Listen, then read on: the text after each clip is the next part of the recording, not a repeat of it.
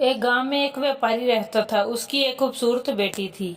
एक बार उससे व्यापारी पर बहुत ज्यादा कर्ज हो गया था। जिस आदमी से उसे व्यापारी ने कर्ज लिया था वो उसी गांव का था और बहुत ही घटिया आदमी था।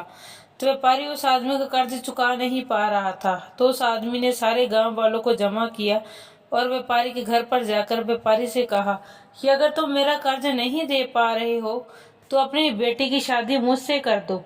यह सुनने के बाद भी वह व्यापारी चुप रहा, क्योंकि वो मजबूर था। और ये सारी बातें घर में बैठी उस व्यापारी की बेटी सुन रही थी। थोड़ी देर बाद उस आदमी ने गांव वालों और व्यापारी से कहा कि ठीक है, मैं एक थैली में सफेद पत्थर और एक थैली में काला पत्थर डालूंगा और इसकी बेटी को थैले में से कोई एक पत्थर निकालना पड़ेगा। अगर सफेद पत्थर निकाला तो मैं कर्ज भी माफ कर दूंगा और इसकी बेटी से शादी भी नहीं करूंगा।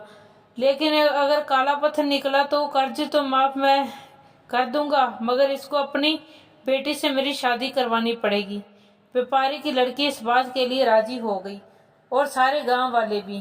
उस आदमी ने थैली के अंदर सबके सामने दो पत्थर डाले, लेकिन बड़ी ही चालाकी से उस आदमी ने दोनों ही पत्थर उस थैली में काले डाले थे। और यह व्यापारी की बेटी को दिख गया था कि थैली के अंदर दोनों ही पत्थर काले थे। अब वह लड़की सोच में पड़ गई कि मैंने जो भी पत्थर निकालूंगी वह काले ही पत्थर होंगे, और अगर काला पत्थर निकला तो कर्जा तो माफ हो जाएगा, लेकिन मुझे उससे शादी करनी पड़ेगी। और अगर मैंने सारे गांव वालों को यह बात बता दी कि इस आदमी ने थैली में दोनों पत्थर ही काले डाले हैं तो कर्जा भी माफ नहीं होगा, और यह आदमी आज नहीं तो कल मेरे बाबा से बदला जरूर लेगा। लड़की यह सोच ही रही थी कि लड़की को तभी थैली से पत्थर निकालने के लिए कहा गया। लड़की ने थैली में हाथ डाला और एक पत्थर बाहर निकाला और बिना किसी को बताए उस पत्थर को जमीन पर गिरा दिया। और जमीन पर गिरने के बाद वह पत्थर दूसरे पत्थरों से मिल गया। तभी लड़की ने सबसे कहा, अब कैसे पता चलेगा कि मैंने जो पत्थर निकाला था वह सफेद था या काला था? लड़की ने कहा, थैली में जो दूसरा पत्थर है उसे देखो। अगर थैली में सफेद पत्थर है तो मैंने काला निकाला था, अगर थैली में काला पत्थर है तो मैंने सफेद निकाला था, और थैली में तो सिर्फ काले ही पत्थर थे। और सभी गांव वालों ने यह समझ लिया कि लड़की ने जो पत्थर निकाला था वह सफेद था।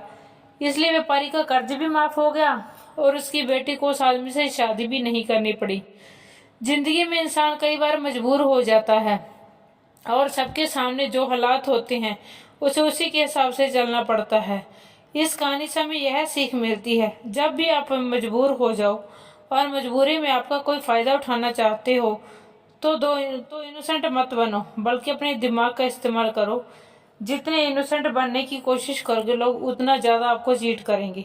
अब इसका मतलब यह नहीं कि आप लोगों को गालियां देना शुरू कर दो, बल्कि इसका मतलब यह है आप समंदर की तरह बनो। मतलब यह है कि आप समंदर की तरह खामोश रहो, लेकिन उसकी गहराई की तरह अपने दिमाग में नॉलेज रखो।